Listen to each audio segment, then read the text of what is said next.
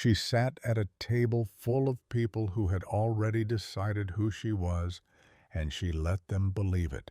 That was the part they never understood. Not then, not during the 2 years. She had smiled through dinners that felt like autopsies, not during the months she had absorbed their contempt the way old stone absorbs cold. They thought her silence was weakness. They thought her stillness was ignorance. They built an entire architecture of assumptions around a woman they had never once actually looked at. Tonight, Iris Voss had leaned across the white tablecloth with that particular smile, the one that arrived fully formed and never touched anything behind her eyes, and said clearly enough for every person at the table to hear that it was interesting, really, how pretty could carry a person only so far, and when it ran out, what exactly did Nora bring to the table? Because from where Iris was sitting, all she could see was a drafting job and a Chicago apartment, and Callum could do considerably better than that. The table went quiet. Nora set down her fork. If you want to know what happened next, stay until the end. The morning Nora Ashford met Callum Voss, she was late, soaking wet from an umbrella that had given up somewhere on Michigan Avenue and carrying 2 bags of groceries that were conducting their own slow negotiation with gravity.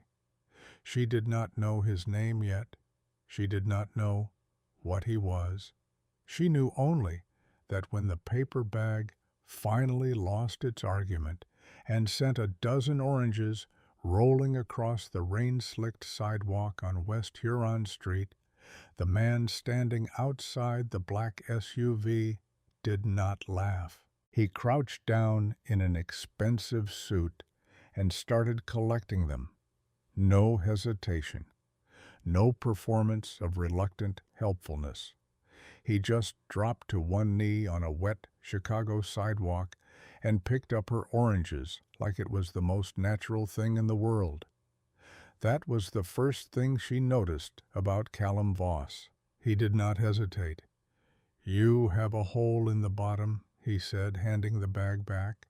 "I know. You need another bag. I have another bag. It is also ripping." She looked down. He was right. He reached into the back seat of the SUV and came back with a canvas tote printed with the logo of some Italian restaurant on the north side. He held it out. She looked at it. A stranger offering a bag on a stranger street, a man who looked like trouble, in the way that certain men did, something in the jaw, something in the stillness, a scar running pale along his left cheekbone that had not arrived by accident. "I am not going to kidnap you over a bag of oranges," he said. "That is exactly what someone planning to kidnap me over oranges would say." Something shifted in his face. Not quite a smile. The first fracture in stone. "Fair point," he said. "Keep the bag either way." She took it. That was how it started. Not with candlelight or clever maneuvering. With rain and a broken bag and a man who did not think twice about getting his knees wet. Nora had been in Chicago for 2 years by then. 2 years of deliberate, careful construction. She had left Boston with the specific intention of leaving everything Boston meant behind her, and she had done it with the thoroughness of someone who understood that half measures only prolonged things. The apartment on North Lincoln was small. 2 rooms, thin walls, a radiator that announced its feelings about winter in long metallic complaints. She had a job she genuinely liked at a mid-size architecture firm drafting work. mostly occasional client presentations when her supervisor was feeling generous. She paid her own rent. She bought her own groceries. She maintained a bank account that held exactly enough and nothing more. She had left behind a bank account with more zeros than most people encountered in a lifetime. The Ashford name, the Ashford Group, the Ashford holdings across 11 countries and 43 subsidiary companies. The valuation that her family's attorneys updated annually, and that her father, Richard, reviewed with the particular satisfaction of a man who had inherited something significant and made it larger. All of it existed in a different universe now, a universe she had chosen to leave. She had her reasons. She did not owe them to anyone. Her brother Everett had been the only one who came close to understanding. Even he had said at the airport as she was leaving, "You know you cannot actually disappear, Nora. The name follows you." She had proved him almost right. She kept the name because changing it felt like cowardice. But she stripped everything else. No accounts, no cards, no connections that ran back to what the Ashford name actually meant in certain rooms. If someone ran a background check on Nora Ashford in Chicago, they would find an architectural draftwoman with a clean record, a modest income, and no remarkable history. She had her reasons for that, too. She did not owe those to anyone, either. Callum called 3 days after the oranges. She did not know how he got her number and told him so when she picked up. "I asked the building manager," he said. "She is not supposed to give that out. She recognized me." Nora sat with that for a moment. She was not naive. She had grown up around powerful men and understood that power had flavors. Some of it was corporate and laundered, moving through conference rooms and quarterly reports. Some of it was older and rawer and moved differently through a city, through a neighborhood, through a room when a particular man walked into it. The kind that made building managers give out phone numbers without being asked. "That is not reassuring," she said. "I know." She should have hung up. She understood what it meant when certain men got recognized on sight in certain parts of Chicago. She did not hang up. She said, "What do you want?" He said, "To take you to dinner." "You do not know me." "I know you argue with strangers in the rain," he said, "and you still said, 'Thank you for the bag.' That is a very low bar. Most people clear lower." She went to dinner. The first 6 months were careful. That was the only word that fit. Callum was not a man who rushed, and Nora was not a woman who gave herself easily, and their early time together had the particular quality of two people paying close attention. He took her to places that were not showy. A jazz bar in Wicker Park where nobody looked up when they walked in. A diner in Avondale that had been open since 1971. A walk along the lakefront in November that neither of them had dressed warmly enough for. The wind off the water, doing what Chicago wind did, which was make every other city feel like an apology. He told her what he was. Not everything, not at once, but early enough that she could not later claim she had not known. "My family has certain business interests," he said one evening, his voice completely flat in the way voices got when they were reciting something they had recited before. "What kind of interests? The kind that do not get discussed in detail." She held his gaze. "The Voss family. A beat. You know the name? I grew up in places where certain names got said in certain tones. I know what it means when a room goes quiet." He watched her for a long moment, something being assessed, something being weighed. "And I am still here," she said. That was the second thing she noticed about Callum Voss. He never lied to her. He withheld. He was careful. He had walls the size of cathedral ceilings. But he never looked her in the eye and said something that was not true. She could work with walls. It was the lies she could not tolerate. By spring, they were something real. By summer, her colleague Dana had described them as completely and embarrassingly gone on each other, which Nora thought was an overstatement, but did not argue against too hard.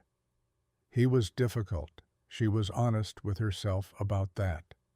Callum Voss was controlled in public, often unreachable behind some internal wall she could not see over. There were evenings he canceled without explanation. There were mornings he returned looking like he had been somewhere that cost him something. She learned not to ask what she did not want answered. But when he was with her, he was entirely with her. That was the thing. He listened without waiting for his turn. He remembered small things. He showed up when he said he would. He never once made her feel small. After several years of men who had made her feel small in various creative ways, she had almost forgotten that was possible. She had not told him who she was. She told herself she was waiting for the right moment. She told herself it was not relevant. She told herself it would complicate things. The truth was simpler and harder than any of that. She wanted, for the first time in her adult life, to be chosen for herself. Not for the Ashford name, not for what that name represented as an alliance or an access point or a connection worth cultivating. Just for Nora, the woman who argued with strangers in the rain and said thank you for borrowed canvas bags. She knew there would be a reckoning. She chose to let it wait. He proposed on a Tuesday in November in her apartment with a ring that was not showy, just precise. Clean lines, exactly the kind of thing she would have chosen herself. She said yes before he finished the sentence. He laughed. One of the full ones, rare enough that she catalogued them carefully. "You did not let me finish," he said. "You did not need to." He put the ring on her finger, and she looked at it for a long moment and then looked at him. "Your family is going to be a problem. I know. I am telling you that in advance. I know that too." He held her gaze with those dark, level eyes. "And it does not change anything for me." She wanted to believe him. She did believe him.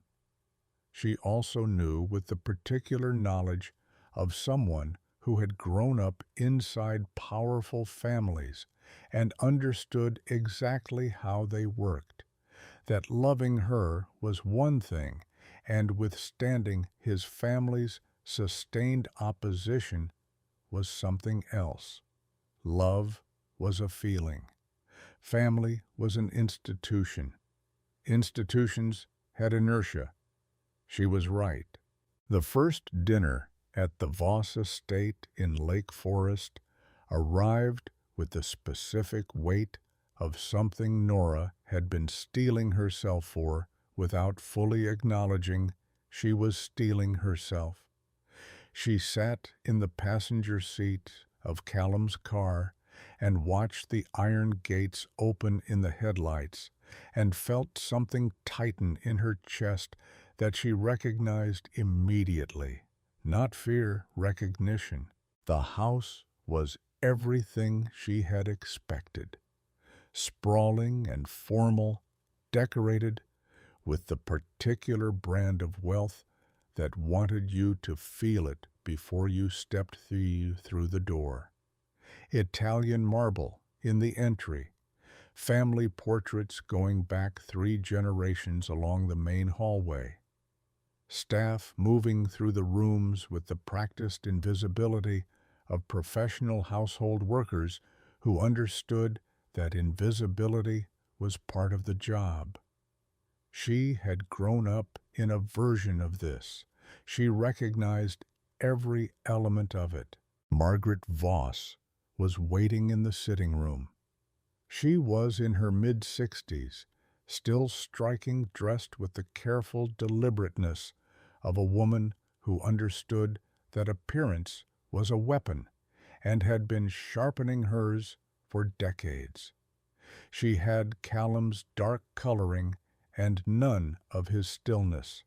She was all movement, all assessment, her eyes sweeping over Nora with the speed and efficiency of someone taking inventory. So, Margaret said. She did not stand up. "You are the girl." Callum's jaw moved slightly. "Mama, this is Nora. I see her." The eyes did not warm. "Sit down." Nora sat. She smiled. She kept the smile at exactly the right temperature. Not cold enough to read as hostile. Not warm enough to read as desperate. Margaret asked about her work, her background, where she was from. Nora answered everything honestly.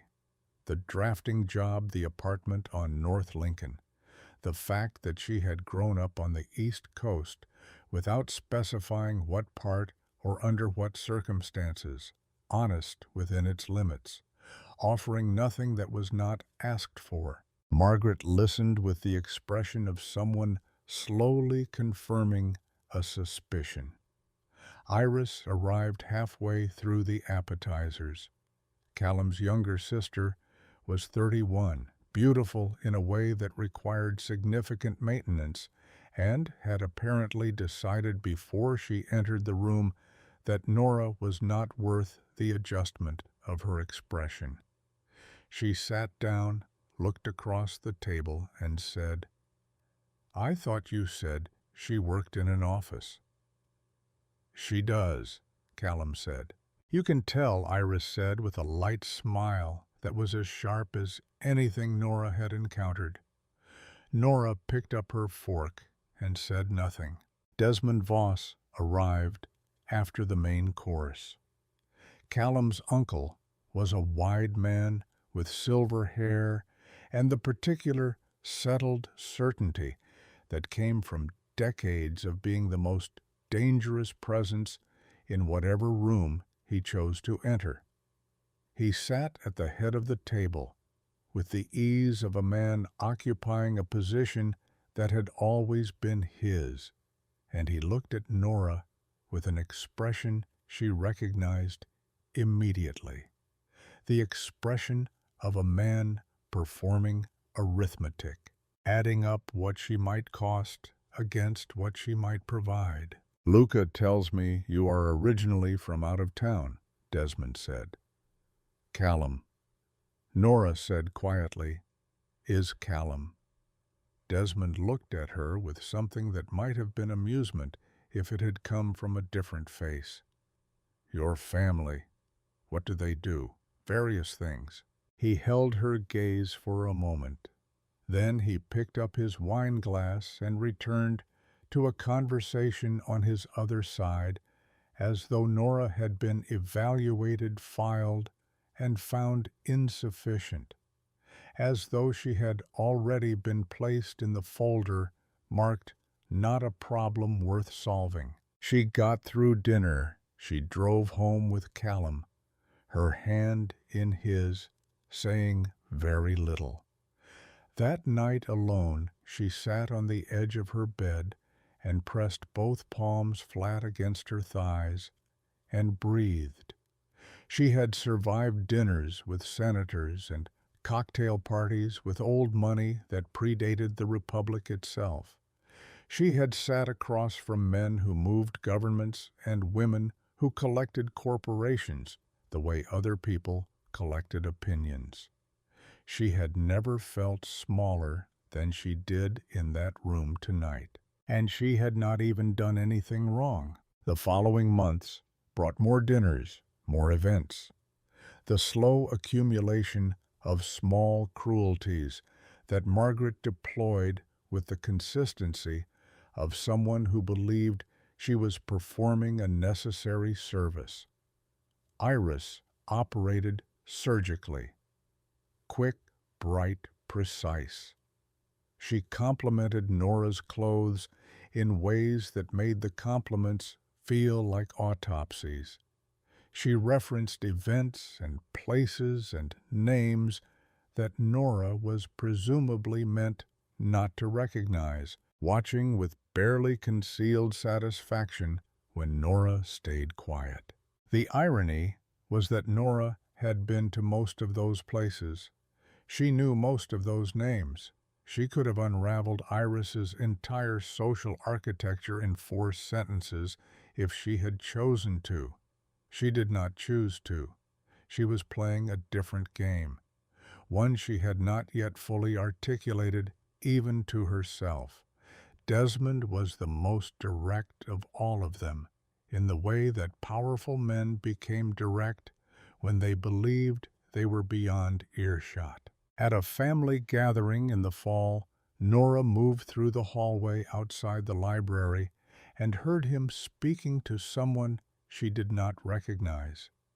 His voice came through the partly open door with the flat confidence of a man who had never once considered that the wrong person might be listening.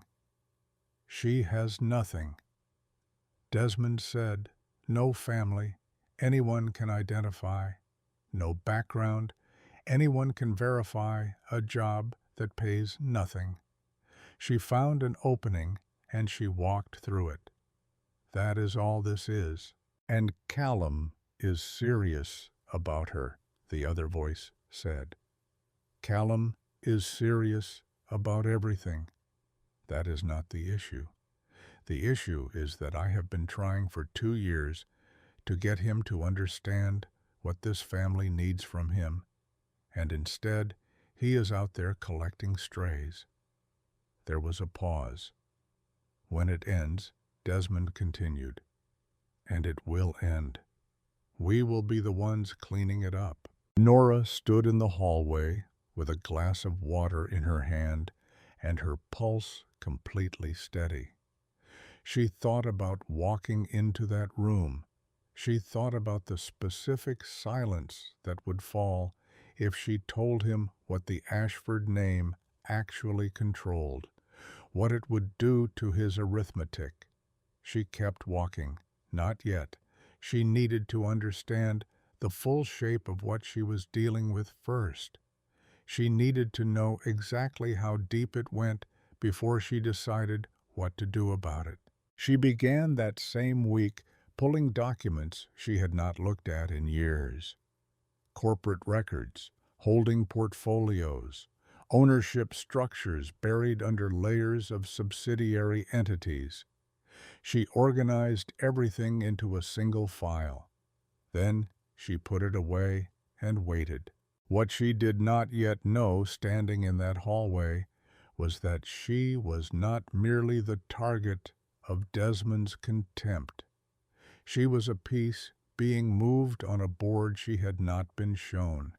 The contempt was real, but underneath it was something more calculated, something that would take months more to reveal itself fully. She was not the point of the game. She was the leverage. She did not know that yet. She kept waiting. She kept watching.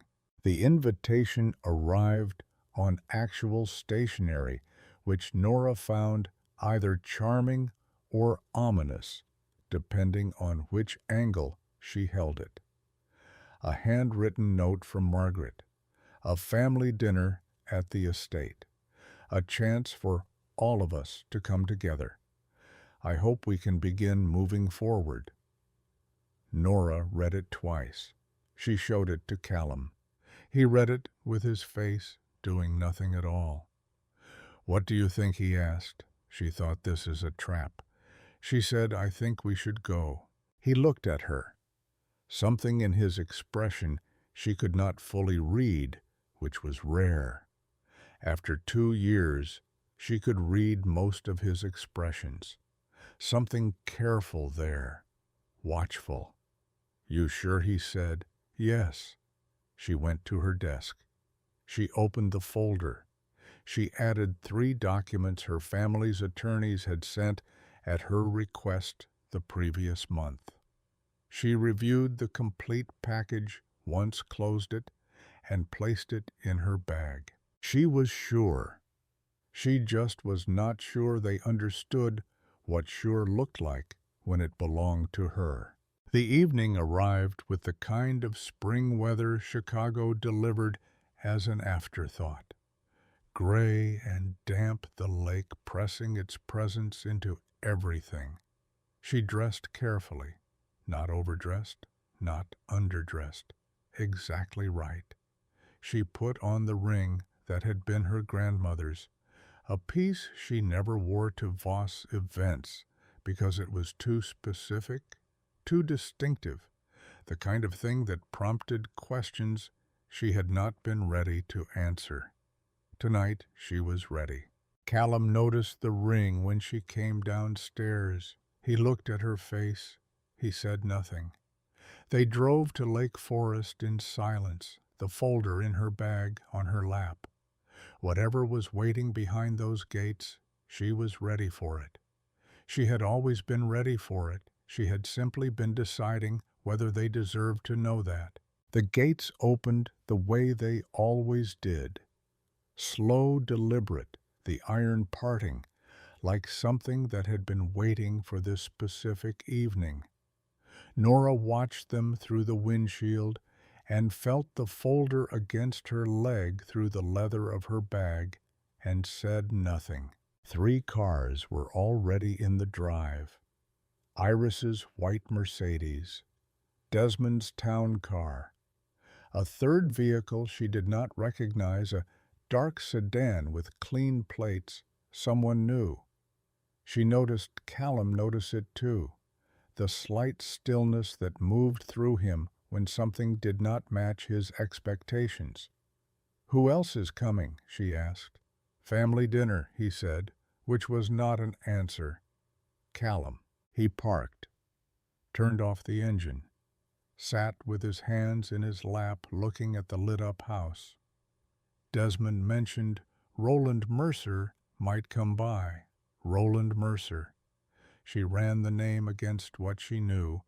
Old money, old connections, the kind of man you invited when you wanted credentialed witnesses to something or professional weight behind a conversation you expected to get difficult. "That is not a reconciliation dinner," she said. "No," Callum said. "I do not think it is." She waited for more. He did not give more. That was the edge of the territory he shared with her, right there at the point where his world and her world stopped overlapping. He had always been clear about where that edge was. She had always accepted it. Tonight it sat differently. "Are you going to tell me what you think this actually is?" she said. A long pause, the kind that meant he was choosing between 2 versions of the truth. "I think Desmond wants to create pressure around something," he said. "I do not know exactly what. Around me?" He did not answer, which was its own answer. She picked up her bag. "Then let us go inside," she said. Margaret met them in the entry, wearing deep navy and pearl earrings and the full presentation as though this were a state occasion. She kissed Callum's cheek. She looked at Nora and said, You look well in the specific tone that meant she was cataloging everything. The dress, the shoes, the ring. Especially the ring. Nora watched Margaret's eyes stop on the ring for exactly 1 second longer than they should have. A small flicker of something, not recognition, quite. Alertness. "Thank you," Nora said. "You have outdone yourself with the house." "I always try," Margaret said, and led them in. Roland Mercer was already in the sitting room, settled into a chair with the unhurried quality of a man who had arrived knowing exactly what kind of evening this was. He was in his early 70s, silver-haired, the specific confidence of a man who had never once in his adult life been the least important person in any room he chose to enter. His eyes moved to Nora immediately and stayed there in a way that was not social, not the quick categorization Desmond always performed. Something more methodical, more professional. "This is my wife," Callum said. "Nora," Mrs. Voss Roland said, in the tone of a man who had read a file. "Mr. Mercer," she said. Iris was on the arm of a chair, with something sparkling performing the specific brightness she wore when she was ready for something. Marco, her boyfriend, was absent. Nora noted that. The audience had been curated. Everyone present had been chosen for a reason. Desmond rose when they entered. He said, "Glad you came," in the voice of a man who had expected her to cancel and was mildly surprised she had not. "Of course," Nora said. They moved to the dining room. The table was set with precision. The dinner began with surface conversation, the kind that filled rooms without filling them.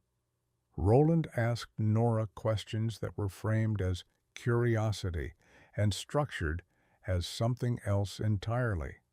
Where exactly had she grown up? What had her father done? Whether her family had had dealings in the Northeast. Standard questions on their surface, designed below the surface to establish a record. She answered with the same careful truth she had always used. Selective, honest, within its limits, offering nothing that was not asked for. She was aware that the table was watching her answer. She was aware her answers were being measured against some standard she had not been given. She was aware with a clarity that felt almost physical, that this was the setup. Whatever was coming, this was the ground being prepared. Roland leaned forward during the main course and said with the pleasantness of a man who had practiced pleasantness until it was indistinguishable from threat, "I understand your family is originally from the East Coast." "Various parts," Nora said. "We moved around." He cut his meat with precision. "I ask because I know most of the significant families in that region. I have worked in those circles for 40 years, and I do not recognize the Ashford name." The table was very quiet. "It is not a name that requires recognizing," Nora said. "No." His tone remained gentle. "Most names do not, but names that come into contact with families like this one tend to leave traces, and there are no traces of yours that anyone has been able to locate." She let that settle for 2 seconds. "You looked." "Desmond asked me to make some inquiries," Roland said, "as a courtesy. These things are standard when a family is considering long-term arrangements." "The marriage already happened," Callum said. His voice was quiet and flat and extremely dangerous. Roland glanced at him. Yes, which is why the inquiry is somewhat overdue. There was nothing to find, Nora said, because I have lived a private life. Of course, the same gentle tone. But you will understand that in our world, private life and concealed background are difficult to distinguish from each other, especially for a woman with no verifiable family, no financial history that anyone can locate. Callum said Roland's name, just the name, but it moved through the room like something with mass. Roland stopped. Callum set down his fork. He looked at his uncle. What is this? Desmond met his nephew's eyes without flinching. He had the confidence of a man who had prepared for this exact moment. It is a conversation that should have happened before the wedding. This is not a conversation. Call it what you want. He looked at Nora now directly, with the full weight of a man who had decided subtlety was no longer necessary. Who are you? Where do you come from? What is your family? Because we have looked, Nora. We have used every resource available to us. And what we found is nothing. And in my experience, nothing is never nothing. Nothing means something was deliberately put there. The silence that followed was the loudest thing in the room. Nora was aware of Callum beside her, the quality of his stillness, the kind that preceded something. She was aware of Iris across the table, with wide eyes and slightly parted lips, the expression of someone who had known this was coming, and was watching the arrival with more satisfaction than she had expected to feel. She was aware of Margaret at the head of the table, hands folded, the composed expression of a woman watching a plan proceed according to schedule.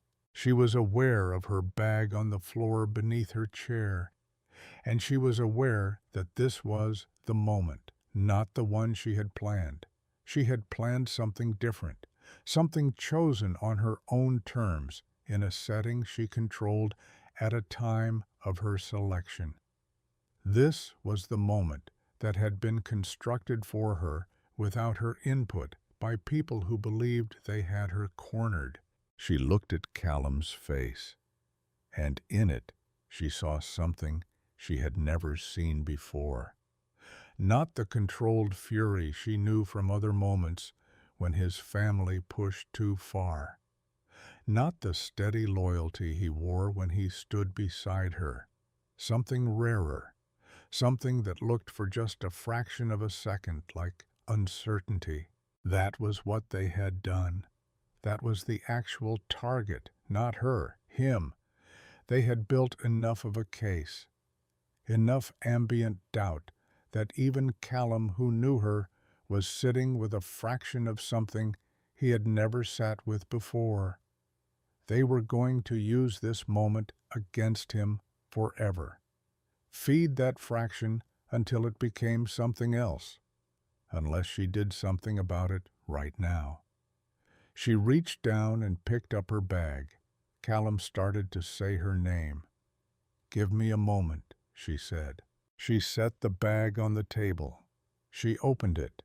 She removed the folder, the one she had assembled 6 months ago and added to and reviewed and carried here tonight, in the specific hope that she would not need to use it this way. She had wanted to choose the moment. She had wanted it to be hers, not something forced from her by other people's pressure. She set the folder on the table in front of Callum. "I was going to tell you this differently," she said, only to him, even though the entire table was watching. I was going to tell you privately on my own terms when it felt right. Tonight is not that moment, but these people have decided that my silence means guilt." She opened the folder. The first page was a corporate ownership document. The Ashford Group, LLC, registered in Delaware with operating entities across 11 countries. The second page was a subsidiary structure, 43 companies spanning technology infrastructure, luxury real estate, and private equity. The third was a condensed asset summary that her family's attorneys prepared annually for estate planning purposes. She pushed it across to Callum. She watched him look at the first page, then the second. His face went still in the way it went still when his mind was moving very fast. Then he looked up at her. "My name is Nora Ashford," she said. "My father is Richard Ashford. My family has operated the Ashford Group for 3 generations. Our domestic holdings are valued at approximately $9 billion. Our international portfolio brings that figure considerably higher." She paused. "Let it land.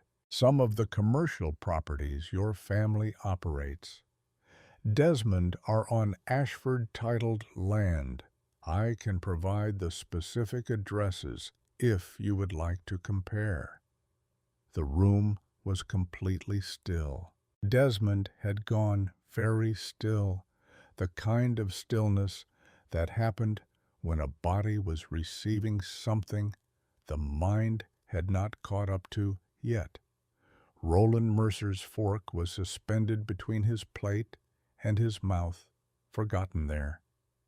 Iris's expression had simply stopped like a power cut, the performance collapsing to nothing, just her face underneath, confused and suddenly younger looking in a way she never usually permitted. Margaret had not moved.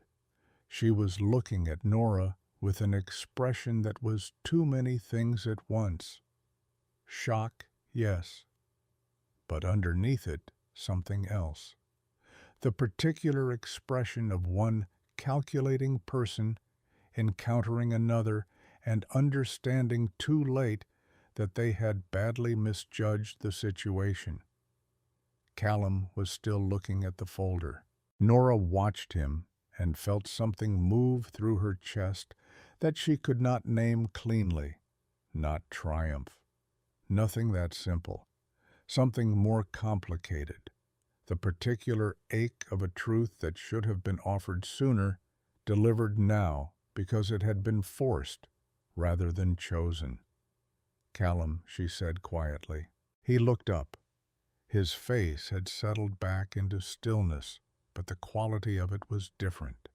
Not the controlled blankness he used in professional situations, something more interior.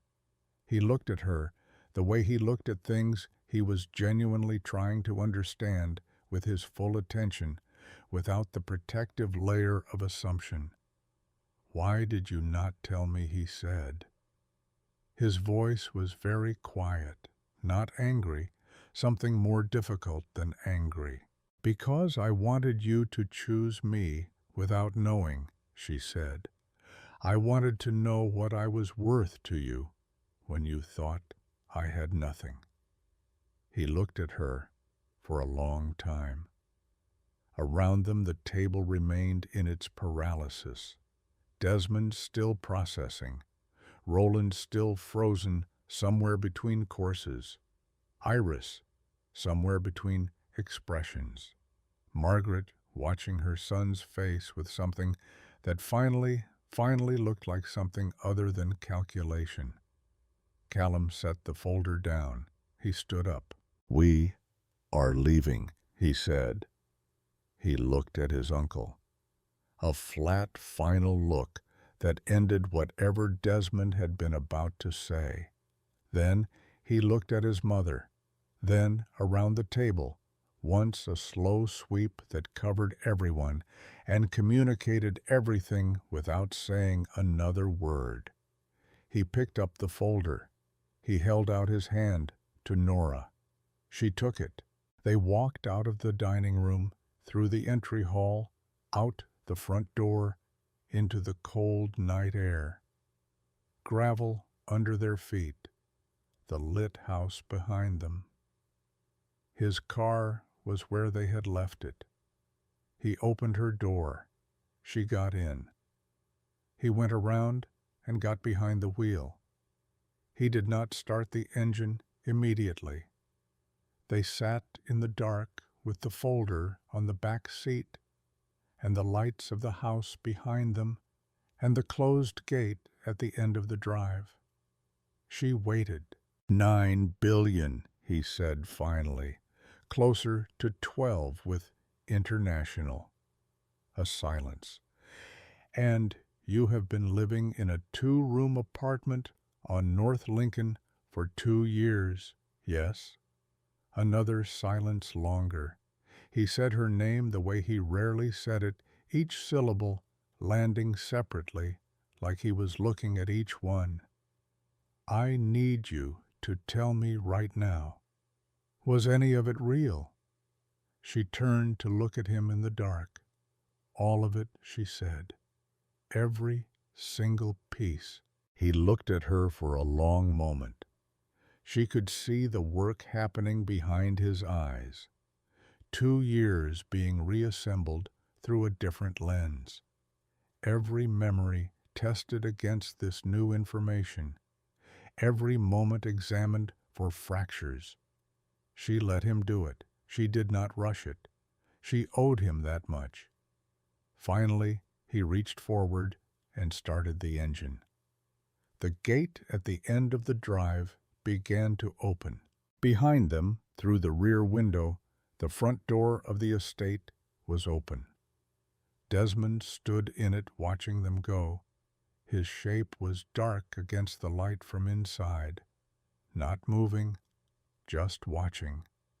The shape of a man who had just been required to update every calculation he had made about this situation, and who was already working out what came next. Nora faced forward. The gate finished opening. Callum pulled through without stopping, without looking back, and drove them into the dark road beyond. She did not know what the morning would bring. She did not know what questions would come with the daylight, what the version of her he had constructed over 2.5 years looked like now that it was being rebuilt from different materials. She did not know whether what was coming would be manageable or something larger and more complicated than either of them had prepared for. What she knew was this: the folder was on the back seat. The name was out. The silence that had cost her more than she had admitted was over. Whatever came next, it was coming with all the cards visible. For the first time in 2.5 years, she was completely, entirely herself. Whatever they were going to do with that, they were going to do together. The apartment felt different that night. Same walls, same radiator conducting its nightly argument with winter. Same narrow kitchen with the light that hummed slightly when you first switched it on. Nothing had changed in the physical structure of the place, but Nora stood in the middle of the living room with her coat still on and felt the difference, the way you felt a change in air pressure. Not visible, not nameable, just present somewhere behind the sternum and at the back of the eyes. Callum had driven her home without speaking, not the comfortable silence they had built over 2.5 years, the kind that required nothing from either of them. The other kind, the kind with weight and temperature. He had parked outside and sat with the engine running for a moment that went on too long before he turned it off. I need tonight, he had said finally. Okay, Not because I am. He stopped, started again more carefully. I just need to think. I know. She had touched his hand once briefly. He had not pulled away, but he had not turned his palm over either. She had gotten out, walked upstairs, and now she stood in her living room in her coat, feeling the particular quality of a silence that had changed its nature entirely. She did not sleep. She sat at her kitchen table with her laptop open and spent 2 hours pulling documents she had not looked at in years, not because she needed them now, but because her hands needed something to do while her mind worked through what the evening had actually been. Not the public part, not the folder, the frozen faces, the moment Callum stood up and took her hand. She had prepared for all of that. What she had not prepared for was the look on his face before she reached into her bag. That fraction of uncertainty, that single, unguarded second when 2.5 years of choosing her had flickered. They had put that there deliberately. That was what she kept returning to. She closed the laptop at 2 in the morning and went to bed and lay in the dark, listening to the city and following her thoughts where they went. Callum had not called. She had not expected him to. She had told him to take the time, and she meant it. But in the space where sleep should have been, her mind kept moving, not toward Callum, but toward Desmond, toward the architecture of the evening, the specific guest list, Roland Mercer positioned as a family friend, the questions structured as curiosity, the witnesses chosen with the precision of a legal proceeding. He had not assembled that dinner in an evening. He had been building toward it. The question was what came after. Her phone buzzed at 4:17 in the morning. She reached for it in the dark. The screen showed Everett. She sat up and answered. "Everett, what happened?" A short silence, the kind that meant he was deciding where to start. "Someone filed a motion in Cook County this morning," he said. "A petition to contest the validity of your marriage on grounds of fraudulent misrepresentation." The room was very quiet. Who filed it? The petition lists Margaret Voss as petitioner, but the attorney who contacted our firm is Greta Harlan at Doyle and Associates. I know that firm, Nora. They do not work for Margaret Voss. They work for people like Desmond Voss when he needs something done through proper channels. She was already moving, already out of bed, already at the desk, one hand finding the lamp. He had the filing prepared before the dinner, she said. The dinner was evidence collection. The investigation, the witnesses, Roland Mercer on the record, asking about your background. All of it went into the supporting documentation for the fraud claim. She pressed both palms flat on the desk surface and breathed.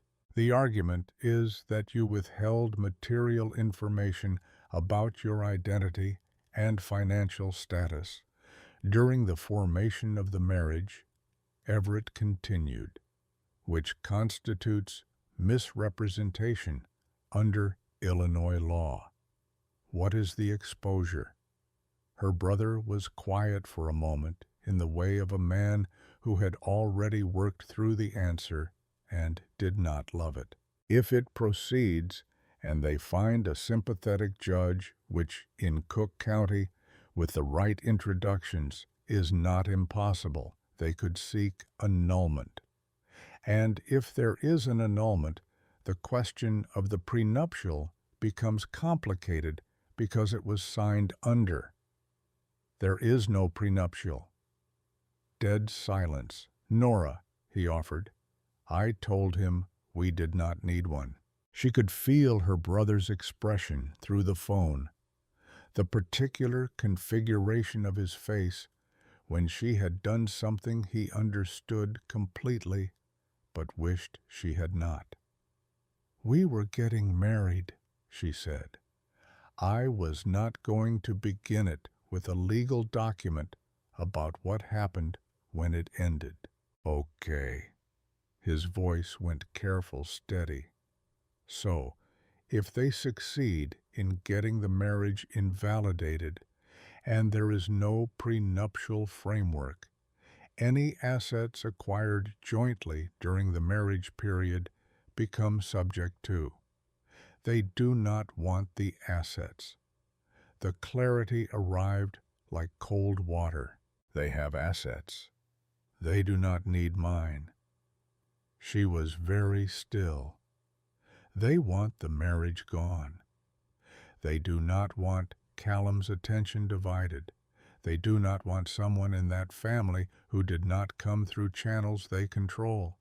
This is not about money. This is about restructuring access. And the fraud claim gives them legal standing to do it, Everett said. And it plants something, she said. Even if it never wins in court, it plants something. It makes Callum sit with a question he would not otherwise have to sit with. Miles was quiet. How long do I have? Doyle's office will expect a response from our counsel within 72 hours before they escalate. Get Greta Hartman. Already sent her the filing number. Nora looked at the window. The city was beginning its gray suggestion of morning at the edges of the sky. 5 a.m. She picked up her coat from the back of the chair, then set it back down. There was nowhere to go yet. There was only the desk, the documents, and the shape of what was coming. Everett, she said. Yeah. Does Callum know? A pause. Not yet, she said. She called him at 7. He picked up on the first ring, which meant he had been awake, which meant he had slept no better than she had. His voice, when he answered, carried the specific flatness of a man who had spent the night doing arithmetic and had not arrived anywhere satisfying. I need to see you, she said. I was going to call you at. Now, Callum, I need you here now. A short silence. Then I will come to you. He was there in 20 minutes. He came through the door, still in yesterday's shirt jacket, gone the look of a man who had spent the night in his own head and had the hollowness behind the eyes that came from that kind of work. He read the room the way he always did when he arrived somewhere, read her face the way he always did when something was wrong. She handed him her phone with the screen showing Everett's most recent message, which contained the case filing number and the name of the attorney at Doyle and Associates. She watched him read it. He went through 3 distinct expressions in the span of 10 seconds. She tracked them the way you tracked weather. First, the reading expression neutral and fast. Then something tightening. Then the flatness. The absolute 0 he put on when something had made him angry enough that he no longer trusted what he might do if he let it move. He handed the phone back.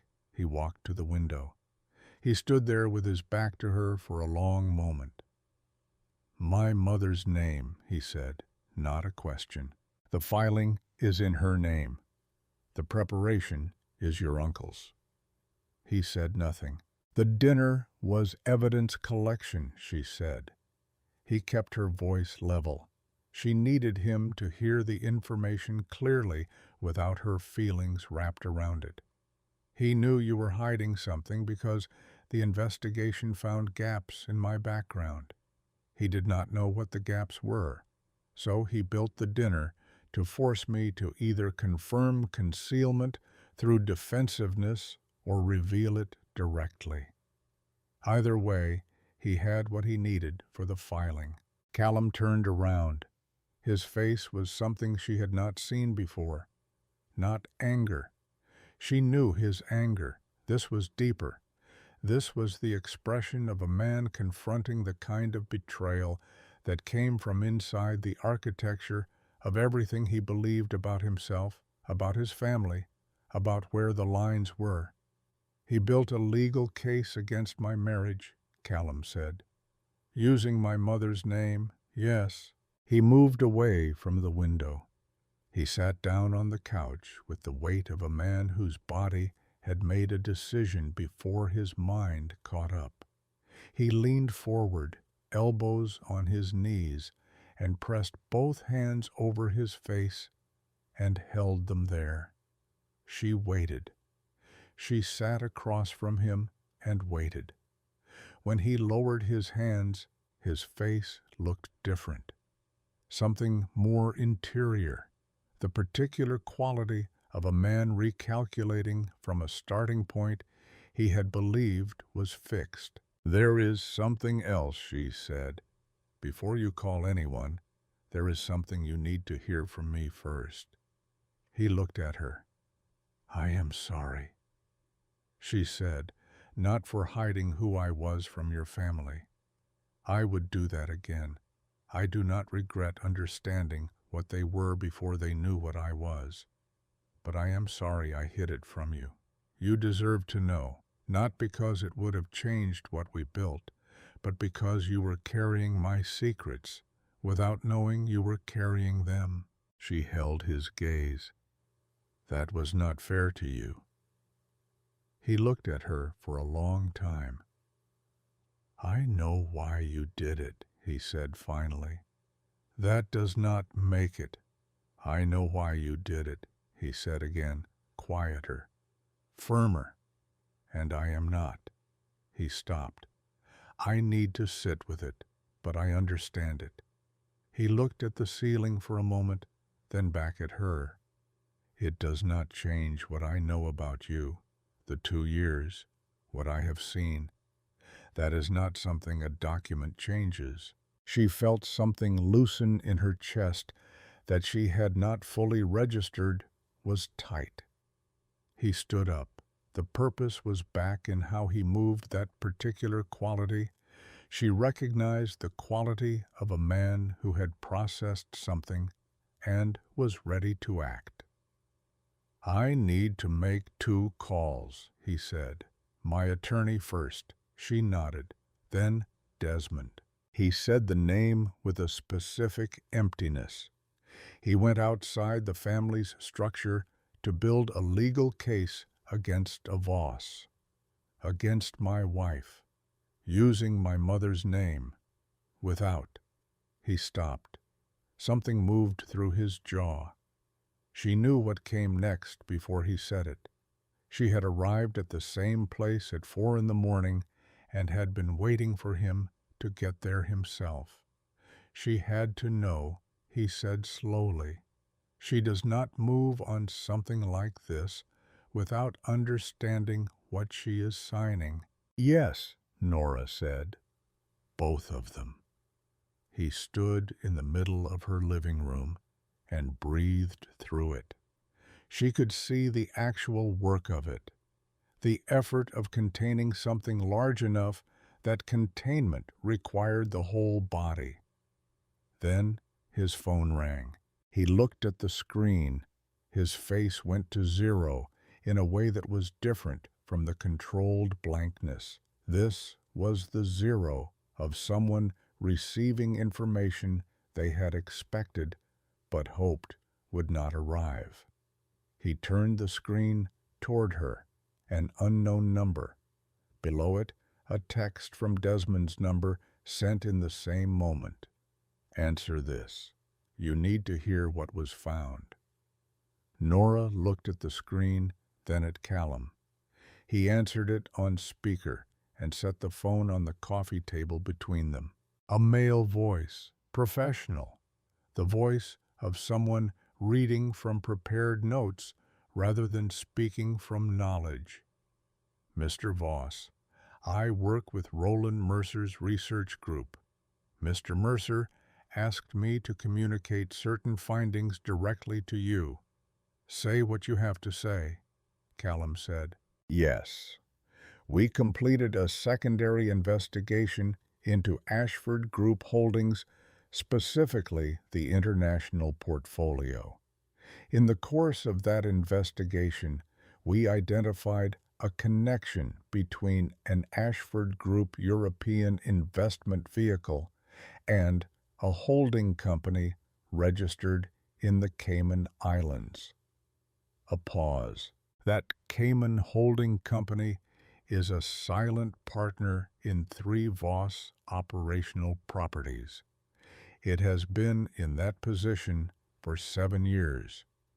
The Ashford Group has been, in effect, a financial stakeholder in Voss operations for 7 years.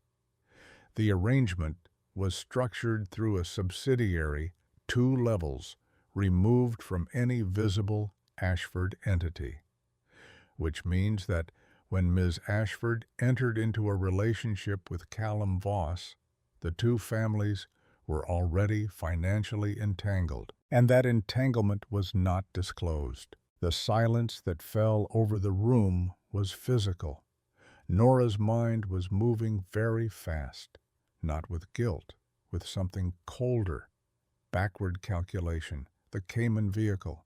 She knew it by a different structure, a European acquisition vehicle her father had expanded years ago. She had not been involved in active portfolio management since she left Boston. She had not known about the Voss connection. She had genuinely not known, but the voice on the phone did not know that. And Callum was looking at her, not with the complexity of the morning, not with the work of a man reassembling what he understood. Something more direct. A question that was almost not a question because of how clearly it was sitting on his face. I did not know about the connection, she said immediately, directly, looking at him with everything open. I knew the Cayman vehicle existed. I did not know it had Voss exposure. I have not been involved in active management of my family's portfolio since I left. So your brother knew. The voice on the phone had gone quiet, still present, still listening. She looked at Callum. Everett. She thought about the call at 4 in the morning, the way he had known about the dinner before she told him, the way he had immediately known the attorney's name, the way he had said, "Did you use the documents last night?" Not what happened, not "Are you okay?" Specific and targeted, like a man who already knew the shape of the evening and was confirming a detail. She thought about the 7-year timeline. The Cayman connection was 7 years old. She had been in Chicago for 6 years, which meant her family had already had financial exposure to Voss operations before she ever walked down West Huron Street in the rain with a broken bag and a dozen oranges. She sat with that for exactly 3 seconds.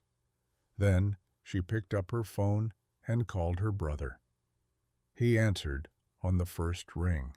"Everett," she said. Her voice came from somewhere very controlled and very cold. The Cayman vehicle. The Voss exposure. Did you know?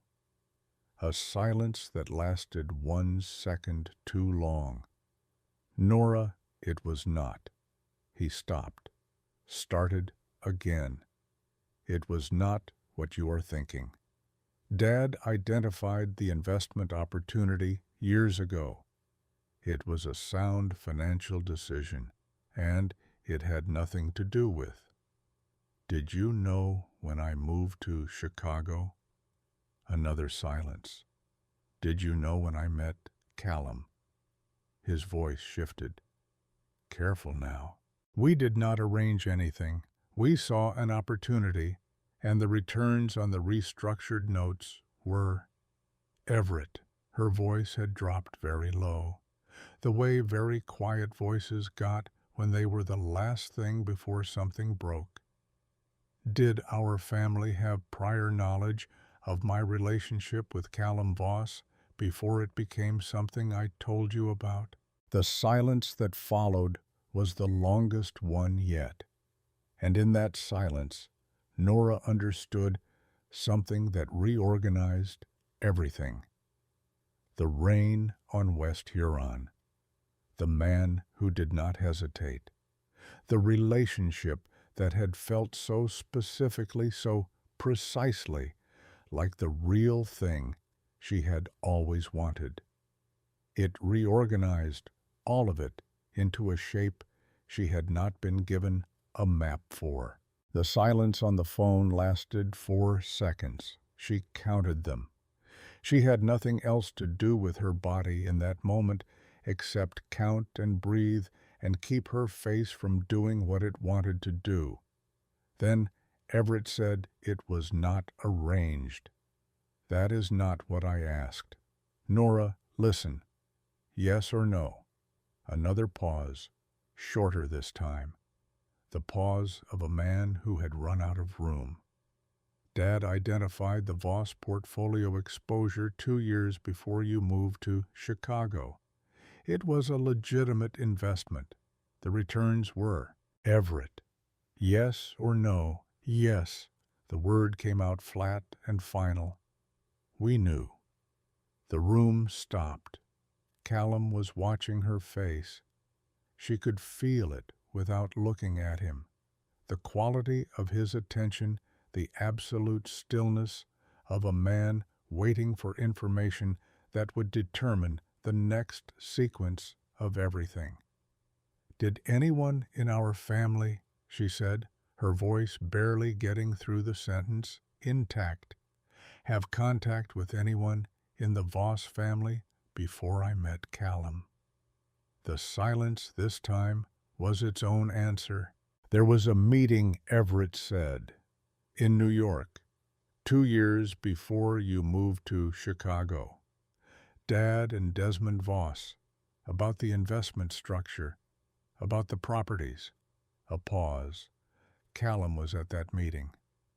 The phone felt very heavy. He was 29, Everett said, and his voice was trying to be gentle and failing. It was a business meeting. There was no plan.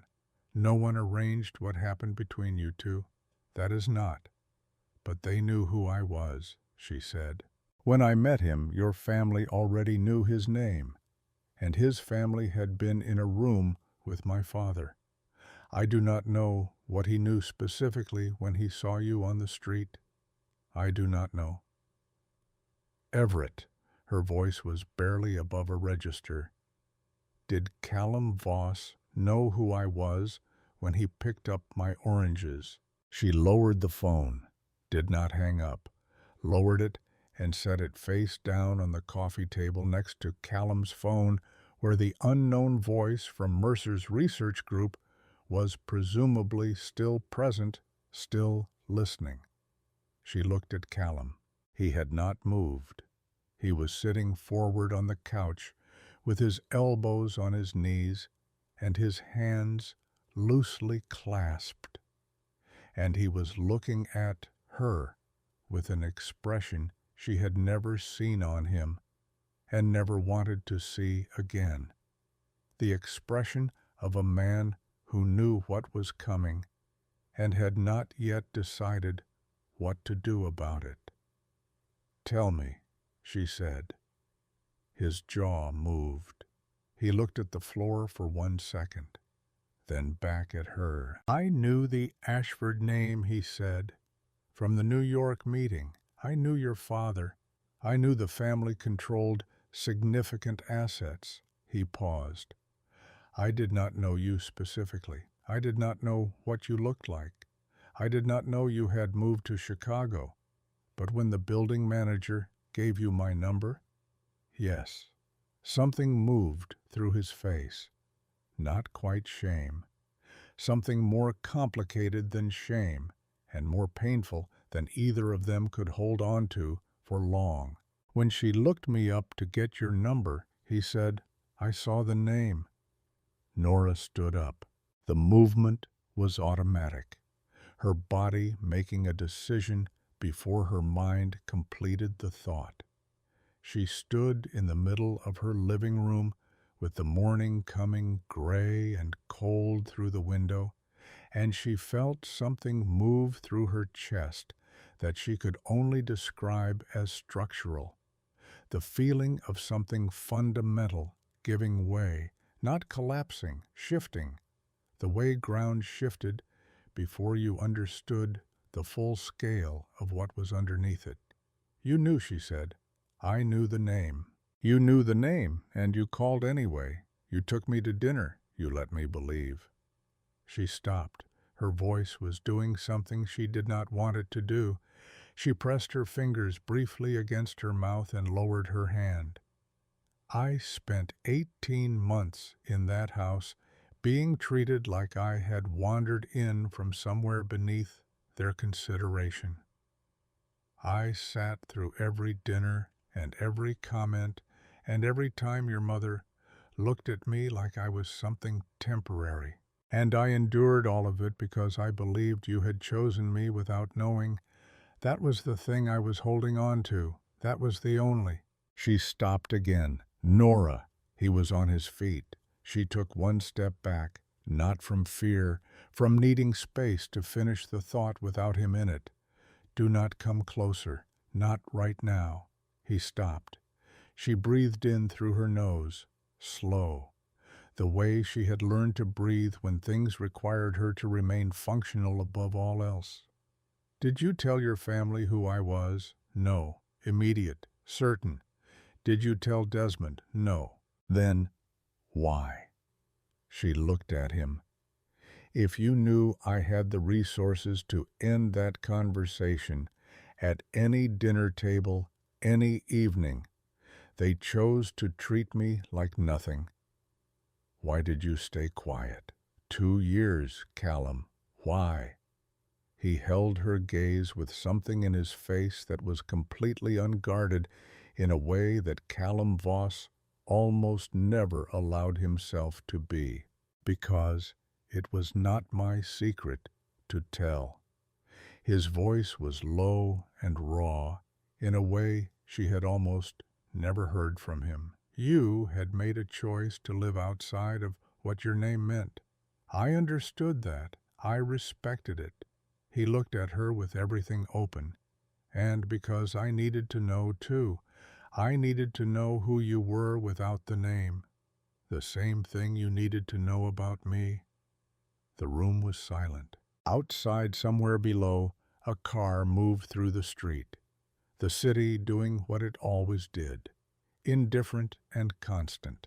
Nora looked at her husband, this man with the scar along his jaw, and the impossible family, and the secret he had kept as carefully as she had kept hers, for reasons as complicated and as human as her own. She looked at him and felt the full weight of it settle into her body.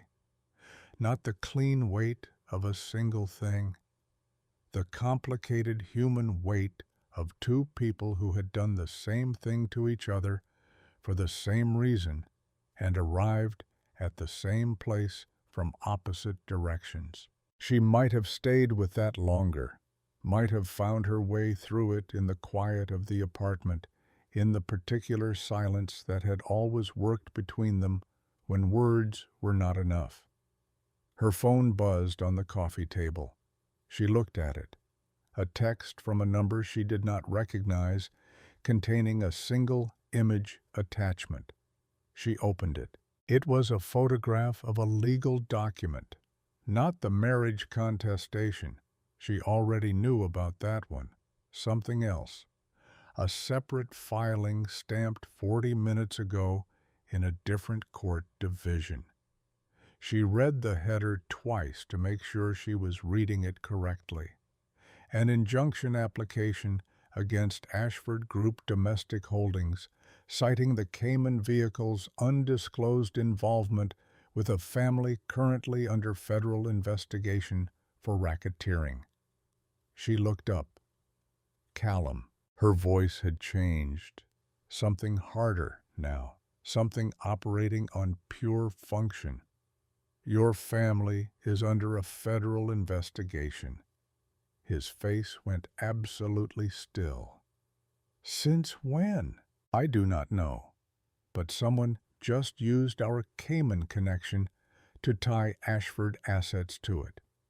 She was already moving to the desk, already pulling up her email, already reaching for her phone to call Hartman. If that injunction is granted, it freezes our domestic portfolio pending investigation. Every domestic holding, every operating entity. She looked at him. Desmond did not just want the marriage invalidated. He wanted leverage over both of us. This is the leverage. Callum was already on his phone. She heard him say 3 words to whoever answered, short and operational. The voice she recognized from the edges of his world that she had learned not to ask about directly. And then he was moving toward the door. "Where are you going?" she said. "To end this. Callum Desmond has been building this for months. He has resources. He has positioning. He has." His hand was on the door. "This is not about the marriage," he said. "It is not about you. It is about the fact that I have spent 2 years moving this family away from certain operations, and he has been looking for a way to stop me. You were the leverage he found." He looked at her. "This ends today.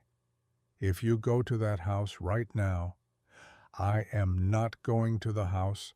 I am going to see my mother." His voice was final, not angry, final. There was a difference with Callum, and she had learned it. Anger moved. Finality did not. He left. She did not go with him. She stayed and worked because working was what she could control. And Callum going to see Margaret was not something she could control or should try to. She got Greta Hartman on the phone within 8 minutes and spent the next 45 in a call she would later remember as one of the most concentrated conversations of her professional life. Going through the Cayman structure, the federal filing, the marriage contestation, the exposure points, the counter-arguments.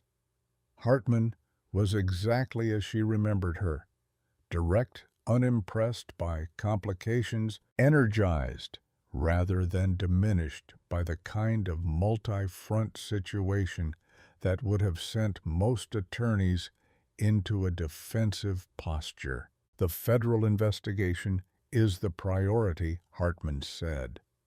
"Everything else is theater. If we can demonstrate that the Ashford entity had no knowledge of the racketeering exposure at the time of investment, the injunction fails. The marriage contestation is weak as a legal instrument. Fraud requires demonstrable intent to deceive in exchange for material benefit. There is no evidence of material benefit from the concealment." "They are not trying to win in court," Nora said. "I know. They are trying to make it expensive and visible. Can you file a counter-injunction?" "Already drafting it. I will need everything on the Cayman vehicle, structure timeline, every communication that shows acquisition intent. You will have it by noon." She hung up and called Everett. He answered immediately, waiting. She could hear it in the one syllable of her name, the weariness of a man braced for a call he deserved. "I need the full file on the Cayman structure," she said. "Every document, every communication, everything that shows the Voss exposure was identified after the acquisition, not factored into the investment decision." "Nora, I want to." After she said, "Right now, I need the documents." A brief silence. "You will have them within the hour." She worked. She pulled her own records. She went through 6 years of deliberate separation from her family's financial operations and found the places where that separation had been documented. Emails declining briefings, letters directing communications to Everett, the formal delegation of management authority she had signed when she left Boston. She built a paper trail of genuine distance, of a woman who had walked away from the operational side of the Ashford Group and had the documentation to prove it. She was 90 minutes into it when her phone rang, and the screen showed Margaret Voss. She stared at it for 3 rings. She picked up. Margaret's voice came through without its usual architecture. Not the warmth deployed as weapon, not the conductor's voice managing tempo and direction. Something stripped of all of that. Something underneath the performance. Whatever the performance had always been covering. "I need you to come to the house," Margaret said. "I am working. Callum is here." A pause. "He and Desmond are." Her voice stopped. Nora heard her breathe. "Please come." The word landed differently from this woman than it had ever landed before. Nora was already reaching for her keys. She drove herself, 20 minutes through mid-morning Chicago traffic, with her hands steady on the wheel and her mind running through what she knew and what she did not know and what she would need when she arrived. The counter-injunction was filed. The Cayman documentation was in Hartman's hands. The legal architecture was as solid as she could make it in 90 minutes. What came next was not legal. What came next was the kind of thing that happened in rooms between people who had been circling each other for 18 months, and it required a different kind of preparation entirely. The gates were already open when she reached Lake Forest. She drove through without stopping. Parked behind Callum's car and Desmond's town car and a third vehicle she recognized now with a clarity she had not had 2 days ago. Federal issue. Dark sedan. 2 men visible in the front seats, neither making any pretense about what they were. Her chest tightened once. Then she got out of the car. The front door was open. She walked in without knocking and followed the sound of voices to the main sitting room. Callum and Desmond were standing 8 feet apart in the specific arrangement of men who had burned through the beginning and middle of an argument and arrived somewhere final. Both of them still in the way of people who had exhausted the kinetic phase and were operating now on something colder and more deliberate. Margaret was in the chair by the window. Her posture was technically perfect. Her face was the worst thing in the room, not because of what it was doing, but because of what it was failing to do. The composure she had maintained across every dinner, every event, every orchestrated gathering was still present structurally. But something beneath it had given way, and the structure was sitting on nothing. Desmond looked at Nora when she entered.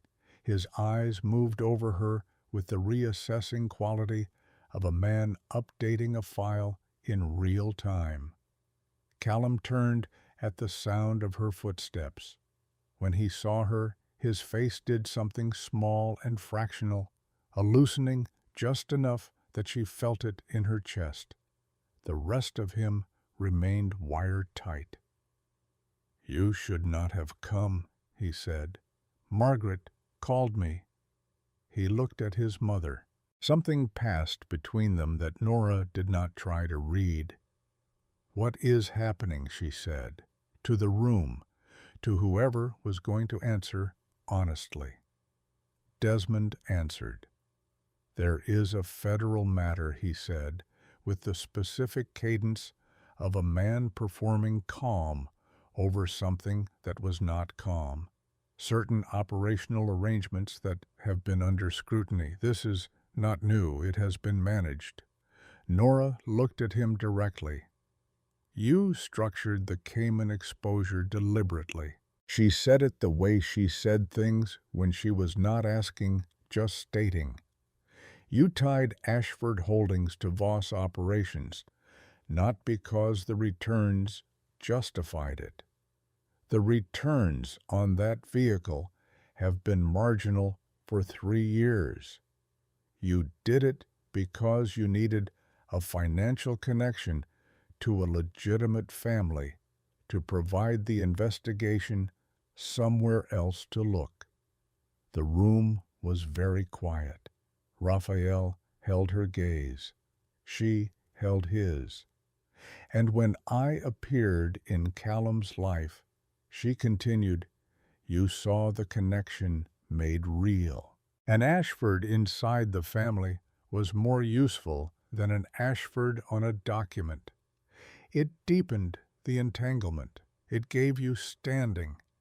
And she stopped as the final piece arrived.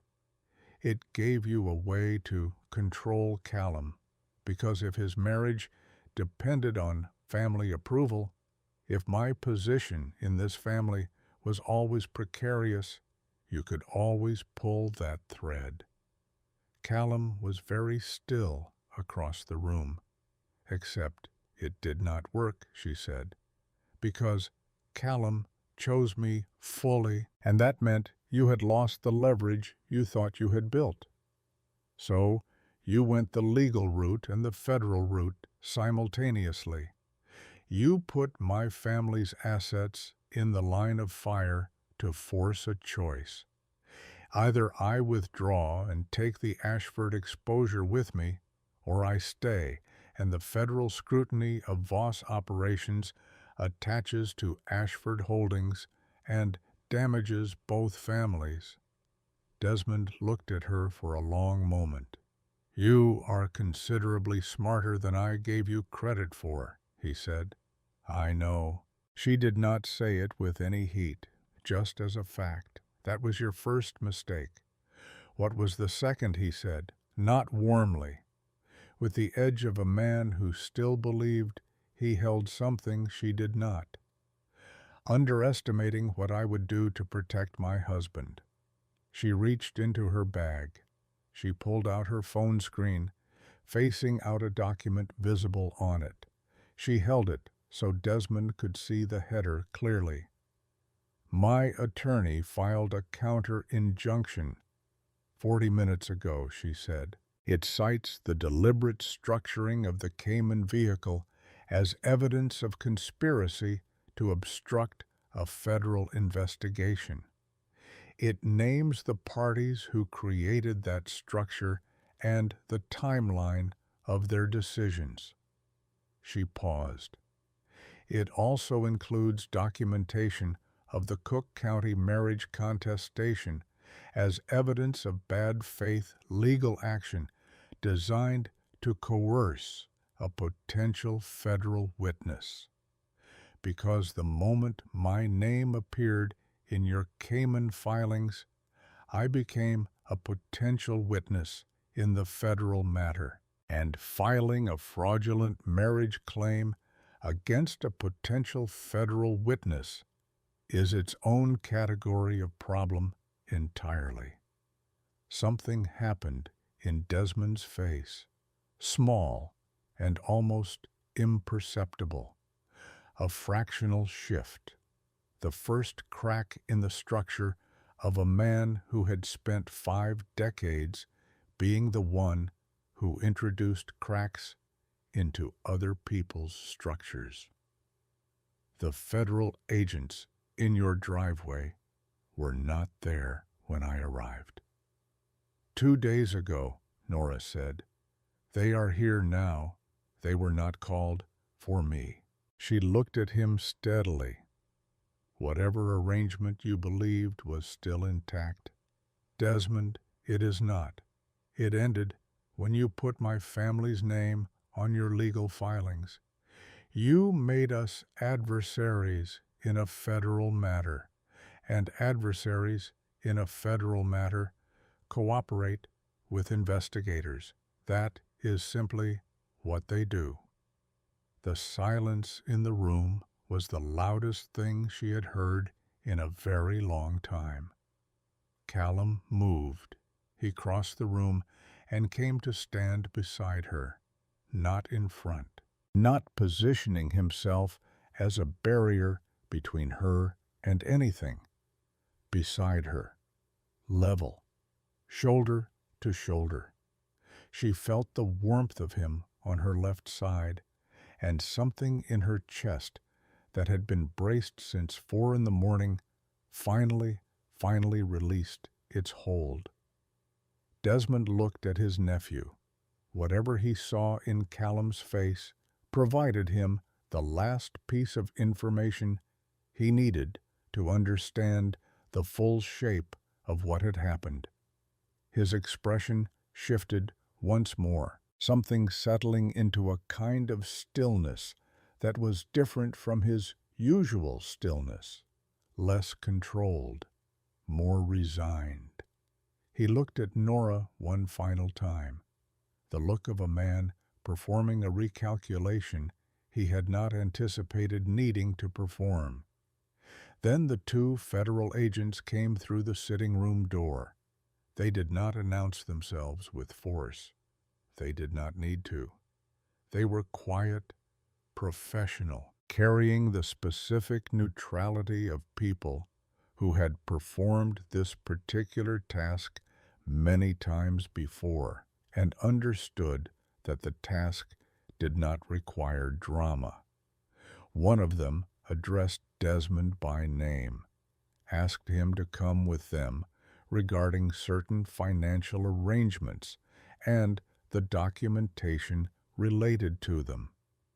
Desmond looked at the agents. He looked at Nora. He looked at Callum. He went with them without being asked. He walked out of his brother's sitting room under his own power shoulders, back chin level, maintaining the physical vocabulary of a man who had not been defeated, because maintaining it was the only dignity available to him in this moment. Nora watched him go. She felt nothing particular about it. No satisfaction, no triumph, not yet. Those were feelings for after. Right now, there was only the flatness of a situation resolving. The particular emptiness that followed sustained tension when the tension finally released. The front door closed. Margaret had not moved through any of it. She sat with her back straight and her hands folded, and she was looking at the space where Desmond had been standing with an expression Nora could not read and did not try to. Callum moved to a chair across from his mother and sat down. He was tired in a way that went deeper than the night without sleep, the deeper kind. The tiredness of a man who had been carrying the awareness of a collision for a long time, and now it had come, and the carrying was over, but the aftermath had its own weight. The three of them were alone in the room. Nobody spoke for what felt like a very long time.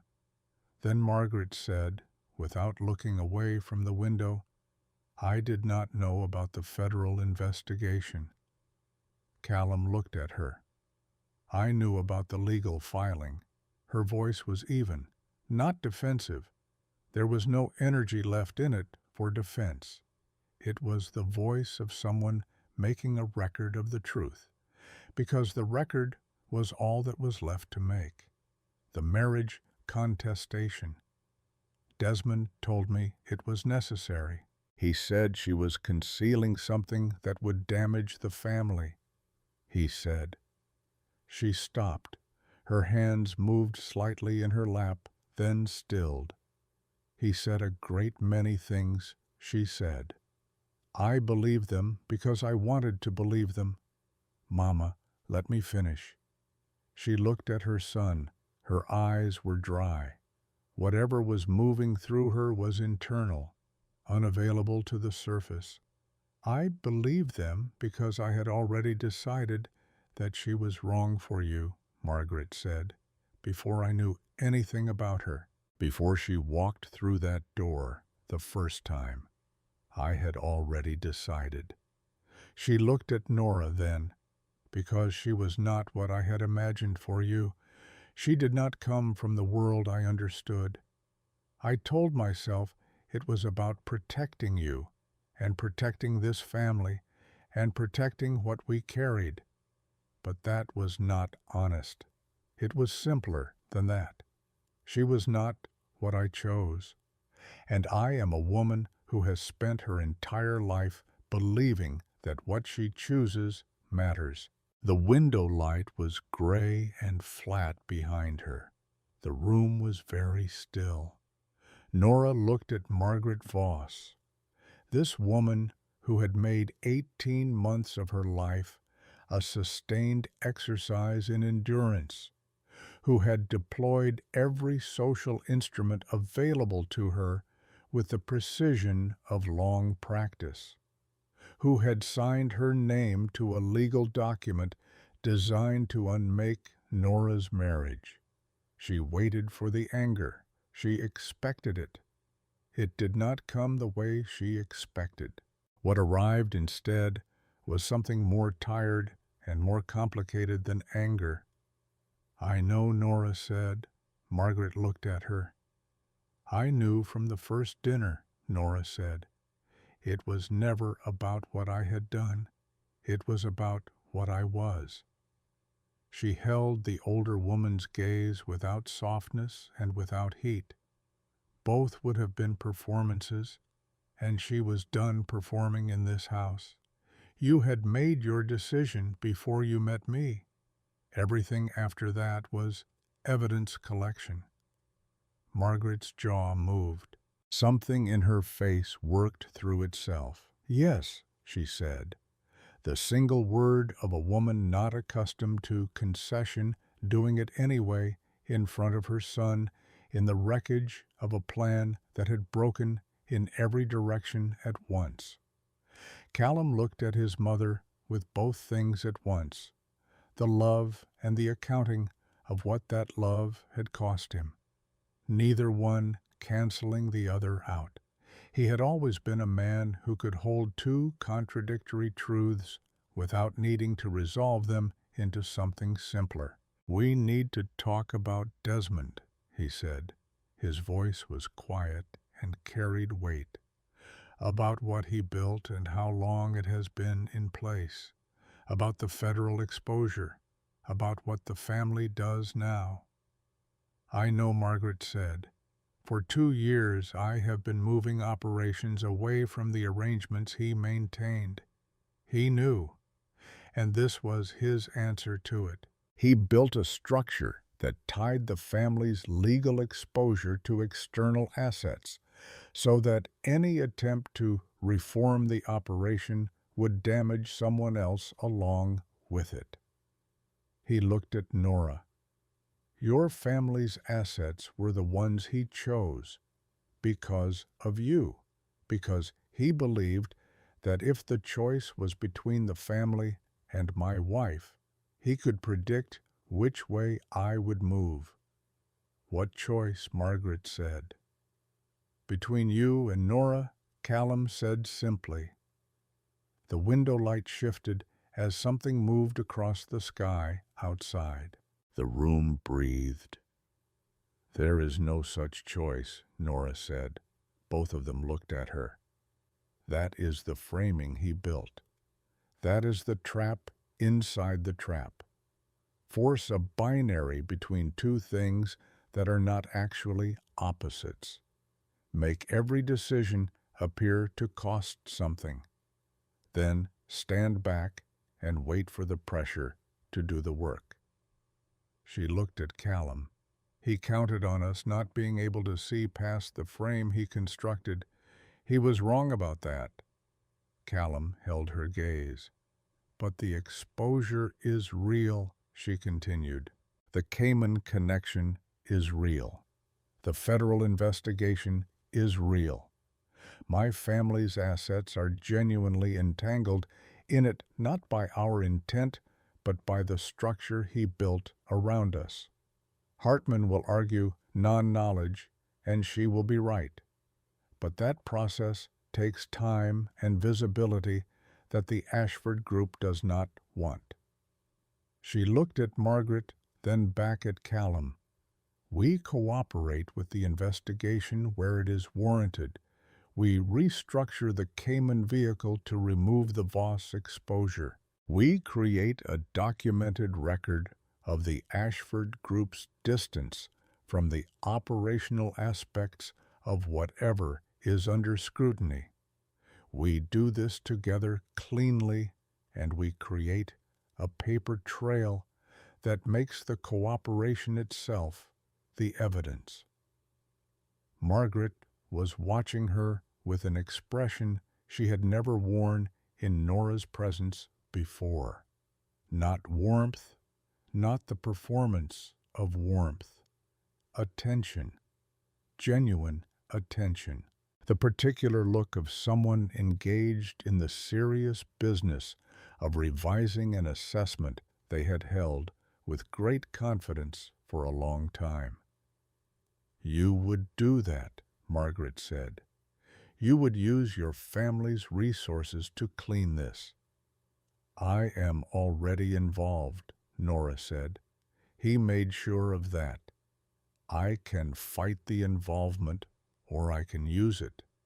Using it is faster, and it protects everyone, including people who have not particularly earned my protection. She paused. That is not generosity. That is arithmetic. A long silence settled over the room. Not the hostile silence of the dinner table, not the weighted silence of the car on the way home from the estate the night before. Something different, the silence of people in the same room for the first time without a performance running between them. Then Margaret said quietly, and without any of the architecture that usually surrounded her words, I misjudged you. Yes, Nora said. You did. It was not forgiveness. It was not reconciliation. It was two women in the same room, stating facts without the social machinery that had always run between them, and it was more honest than anything that had passed between them in 18 months. The legal process took 4 months. Hartman was exactly as effective as her reputation suggested, methodical where methodology served, aggressive where aggression was warranted, precise in the way that produced results without unnecessary escalation. The Cayman vehicle was restructured within 6 weeks. The Ashford exposure documented as non-operational and non-knowing.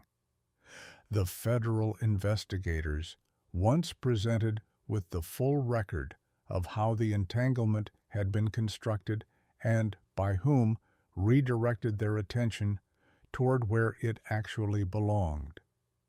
Desmond was indicted in the 8th week. 3 counts. His attorney was very good. It did not change the fundamental arithmetic. The Cook County marriage contestation was withdrawn before it ever reached a hearing. Hartman's counter-filing had done its work with the quiet efficiency of someone who had been doing this for 30 years and understood exactly which pressure applied at which angle produced which result. The bad faith argument was strong enough that proceeding would have made things considerably worse for the parties who had filed it. Nora worked through all of it. She worked the way she had always worked when things required her to remain functional, which was to focus on what was in front of her and let the larger reckoning wait until there was space for it. There was always space eventually. Everett came to Chicago in the 3rd month. She met him at a restaurant in Lincoln Square. Neutral ground, a place that belonged to neither of them and therefore required nothing from either of them. He arrived before her and was sitting at the table when she came in, which was not his usual way. Everett was a man who arrived when it suited him. The fact that he was early told her everything she needed to know about where he was coming into this conversation. She sat down. The waiter came. They ordered without looking at the menus because neither of them was there to eat. "I want to explain," Everett said. "I know you do. The meeting in New York, it was always business. Dad saw the Voss portfolio because the underlying properties were genuinely undervalued, and the restructured notes offered returns that—" "Everett." She looked at her brother, 3 years older.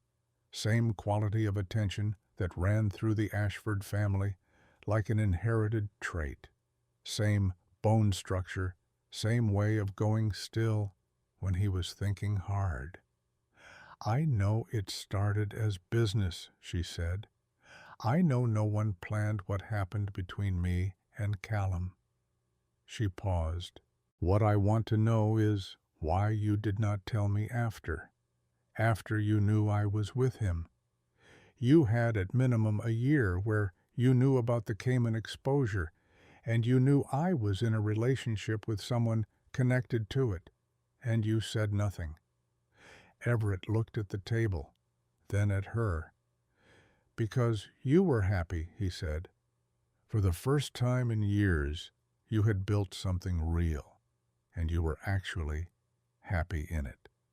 And I knew that if I told you about the connection, you would have ended it. Not because it was rational to end it, because you would have looked for the manipulation in everything, even in the parts where there was no manipulation. You would have taken something real and made it into something suspicious, because the ground it started on was not perfectly clean." He looked at her steadily. "I was wrong not to tell you, but that is why." She sat with that. She thought about the morning in her apartment, working backward through 2.5 years of memories, looking for the seam where artifice began. She thought about Callum on one knee on a wet sidewalk, collecting oranges. She thought about every dinner at the estate, every comment, every evening she had endured, because she believed she was protecting something real.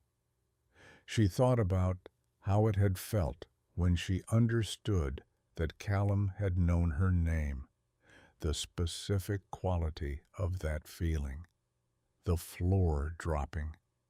She thought about his face when he said, "I needed to know who you were without the name." The same thing you needed to know about me. You were right about one thing, she said. Everett looked at her. It was real, she said. What we built. It was real in spite of everything around it, not because of it. Not because of the meeting in New York or the Cayman connection or any of the machinery moving underneath. She looked at her brother. It was real because of who he is and who I am, and the specific collision of those two things on a street in the rain.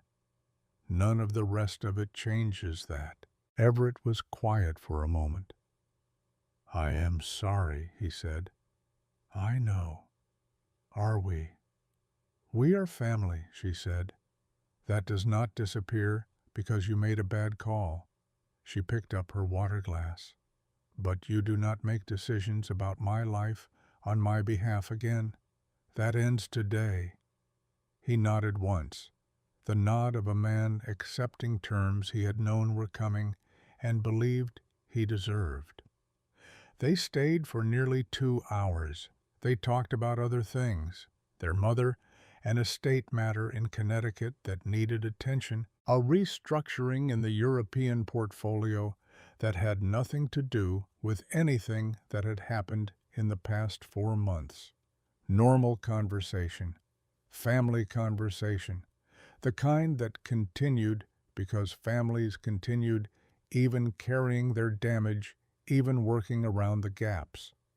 When she left, she felt lighter than she had in months. Not fixed, not resolved in the clean way things were resolved in stories where everyone arrived at a definitive better. Lighter in the specific way of a burden redistributed. Still present, different to carry. Iris came to the apartment on a Tuesday in October. Nora opened the door and found her in the hallway without the full presentation. No careful face, no curated surface. Just Iris, which turned out to be a person Nora had not yet met. She looked younger without the lacquer, smaller. The sharpness was still there in the bone structure, but without everything arranged around it, it was simply a face. A person's face. She was holding an envelope. I wrote it 3 times, Iris said. This is the 3rd version. Nora looked at her. The first 2 were too long. I kept explaining myself, trying to make you understand why I did what I did. She stopped. But you do not need my reasons. My reasons are not your problem. She held out the envelope. Nora took it. I was cruel to you, Iris said. Her voice was steady in the way of something that had been practiced enough times to hold. Not just unkind. Cruel. I told myself it was about the family or about what you were not, but that is. She looked away briefly, then back. I was threatened by you from the beginning, and I could not tell you why, because I did not fully understand it myself. You did not behave the way I expected. You did not perform weakness so I could feel superior to you, and you did not perform strength so I could find something to attack. You just were, and I did not know what to do with that. So I made you smaller so I could understand where you fit. Nora stood in the doorway with the letter in her hand. I do not expect anything from this, Iris said. I am not asking for. She stopped. I just wanted you to have it from me directly, not through Callum, not through anyone else. From me. Okay, Nora said. Iris looked at her. Okay, meaning I heard you. Nora held her gaze. I am not going to tell you it is fine. It is not fine. What you did over 18 months compounded in ways you are not fully aware of, and that I am not going to detail for you today." She paused. "But I believe you mean what you said, and I am not interested in carrying your cruelty around for the rest of my life. That is not something I want to spend myself on." She held up the letter slightly. "I will read this." Iris nodded, something in her face, not relief exactly, but the thing that came before relief when you were not yet certain you had earned it. She left without being shown in. Nora watched her go down the hallway and thought about what it cost to show up at a door without your armor and say the simple, true thing with nothing around it to soften the impact. She thought that it was not nothing. She thought it was not enough either. She thought most things that mattered were both of those at once. Margaret's calls began in the 5th month, to Callum first, which was expected. Then, one evening, Nora's phone showed Margaret's name, and she stood looking at it for a long moment before she answered. "I do not know how to do this," Margaret said. "No preamble, no social machinery. Just those words, the words of a woman in her mid-60s who had operated inside a specific set of rules for her entire life and was standing outside them now with no map for the territory." "I know," Nora said. "I want to." A pause. "I want to try to do it differently. I do not know if I am capable of that. I have been." The pause was longer this time, and in it Nora heard something she had never heard from this woman. Genuine uncertainty, not the performance of humility, the real thing. "I have been the way I am for a very long time," Margaret said. "It is not easily different." "No," Nora said, "it is not. But I would like to try." She was standing at her kitchen window, looking out at the street below. The city going about its evening business the way the city always did. Indifferent, continuous moving at its own pace, regardless of what happened in particular rooms between particular people. "Then try," Nora said. Not warmly, not closed. The specific, honest distance between those two things, which was the only place she could stand, where the wound was real and the door was being offered anyway. They talked for 20 minutes. They talked about Callum, the fixed point around which everything else had to organize. They talked about what the family looked like going forward, about the restructuring Callum was undertaking, about what the organization could become without the arrangements Desmond had maintained. They talked carefully and without pretense, and it was not a reconciliation. It was the first step in the direction of one, which was different and harder and more honest than reconciliation performed too early. When she hung up, she sat at the kitchen table for a while. She thought about what she had wanted when she left Boston 6 years ago. She had wanted to be chosen. She had wanted to know what she was worth to the world when the name was removed and only the person remained. She had gotten that answer, and it had cost more than she had anticipated, and the cost had not landed evenly. Some of it had landed on people who had not chosen to pay it. That was the part she sat with the longest. Not the cruelty she had absorbed, not the legal machinery, not the months of sustained pressure from multiple directions. The part she sat with was simpler and harder than any of that. She had kept a secret that was also Callum's to know. She had made a decision about his information and called it hers to make. She had been right in the end about what it protected about the family, about the shape of the world she was entering. She had been right, and it had still cost him something he had not agreed to pay. That was the thing about being right. It did not make the cost disappear. She heard his key in the door and looked up, and Callum was there, coat still on the tiredness that had been in him for months, carrying a different quality tonight. Lighter. She could see it in his shoulders before he said anything. Hartman called, he said. Final sign-off on the restructuring. Federal inquiry is closed on the Ashford side.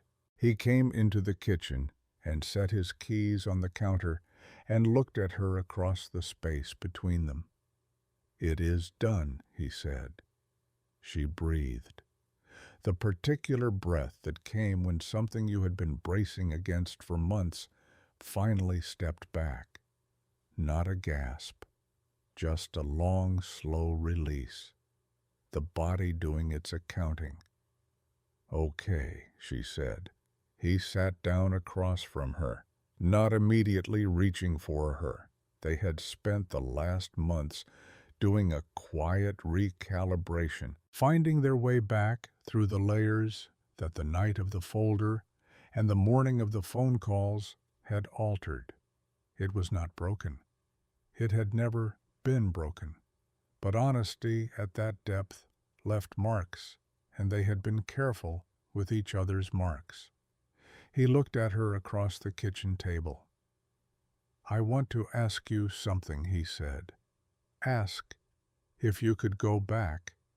The first dinner, the first time you walked into that house, would you have stayed quiet?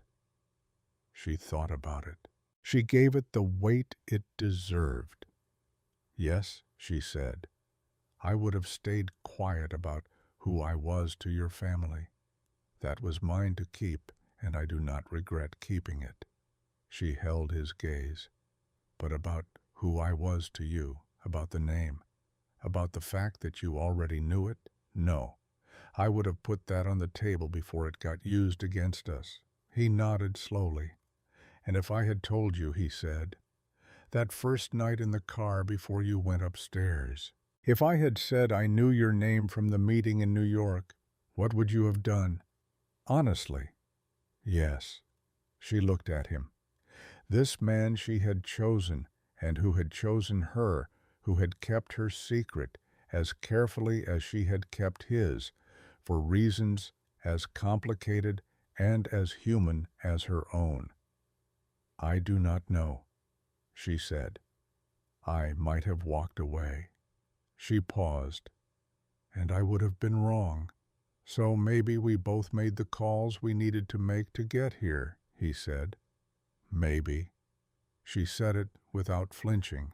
That does not clean it up. No, he said. It does not. They sat with that, the kitchen quiet around them, the radiator in the corner doing its familiar work, the city outside at its evening register, the ordinary texture of a life they had built and defended and were continuing to build in the space that remained. He reached across the table and turned his hand palm up. She put hers in it. His hand closed around hers, not tight, not performing anything, just present, the specific warmth of it, the specific fact of it. 3 months later, the Ashford Voss Foundation held its first public event, a fundraiser for the 3 programs they had launched quietly the previous spring. Educational support for children in the neighborhoods where Nora had spent 6 years building her deliberate, ordinary life. Legal aid for families caught inside systems too large and too complicated to navigate without help.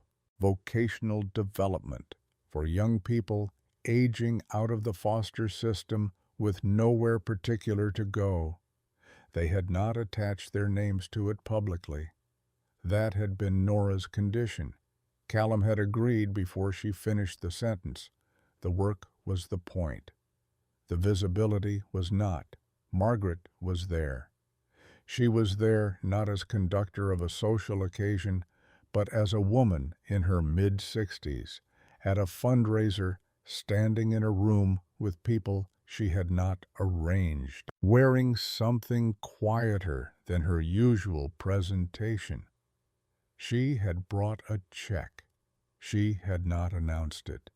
She had simply given it to the event coordinator and stood near the window with a glass of water and watched the room with the expression of someone learning to see a place they had been looking at differently for a very long time.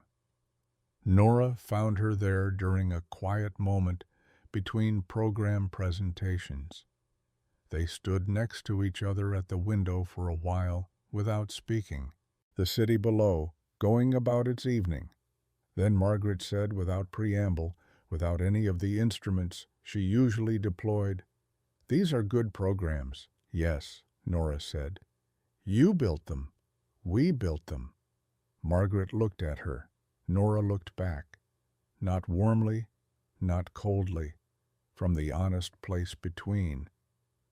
Then Margaret said something Nora had not expected and would not forget. She said, "I thought that what this family needed was someone who already understood it, someone who came from the same architecture, the same way of moving through a room, the same vocabulary of power. I thought that was what protected us." She paused. I was wrong about what protection meant. Nora said nothing. Some things did not need a response. Some things just needed to be said and then allowed to exist in the air between people, doing whatever work they were going to do in their own time. Later that evening, the room full and the presentations finished, Nora stood near the back and watched Callum across the space between them. He was talking to one of the program directors, his full attention on what she was saying. The same quality of listening she had noticed on a wet sidewalk 2.5 years ago. The same man, older now in small, interior ways, shaped by what the last year had put through him, but the same man underneath all of it. He looked up and found her across the room. She thought about what her mother had told her once, years ago, before she understood what the Ashford name actually meant in certain rooms. Power is not something you perform, her mother had said. It is something you choose to reveal. The performance is for people who need to be impressed. The revelation is for people who need to be corrected. She had not thought about that in a long time. She thought about it now and understood it differently than she had when she first heard it. It was not about the folder on the table. It was not about the counter-injunction or the Cayman documentation or the moment Desmond walked out with the federal agents. It was about the 6 years of choosing to live as herself without the name and the year of choosing to defend the life she had built without apology and the months of choosing to stay in the same room with people who had hurt her and work towards something that did not require anyone to have been perfect. The revelation was not always a document. Sometimes it was just presence, continuous, unglamorous, showing up again in the morning and doing the next thing. Callum crossed the room toward her. She watched him come and felt something settle in her chest that she recognized as the particular quality of a life that had been earned rather than inherited. Not clean, not simple, not the version she had imagined when she arrived in Chicago 6 years ago, with her deliberate, ordinary existence arranged carefully around her. Something better than the version she had imagined. More honest, more durable. He reached her and stood beside her, looking out at the room. "Good night," he said. "Yes," she said, "it is." Outside, the city did what it always did. The lake pressed dark against the eastern edge of everything, the water moving against the shore in the November cold, indifferent to what had been survived or decided or rebuilt in the rooms of the city along its edge. The water moved the way it always had and always would, on its own terms, at its own pace, permanent in its own way. And Nora Ashford stood in the life she had built with her whole self, finally visible in it, her husband beside her, the work in front of her, and let the quiet be exactly what it was.